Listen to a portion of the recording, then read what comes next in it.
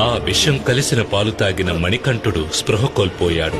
వెంటనే రాజవైద్యులందరూ కలిసి మణికంఠుని కాపాడేందుకు ఎన్నో రకాల వైద్యాలు చేసినా అది సాధ్యం కాక తపించారు. పరమేశ్వరుడు వైద్యుని రూపంలో అంతఃపురానికి వచ్చాడు.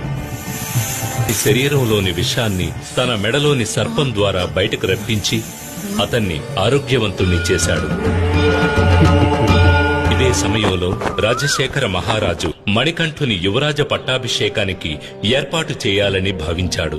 ఇదే తగిన తరుణమని భావించిన మహామంత్రి మహారాణిని ఒంటరిగా కలుసుకునే పథకం వేశాడు. ప్రణామాలు మహారాణి.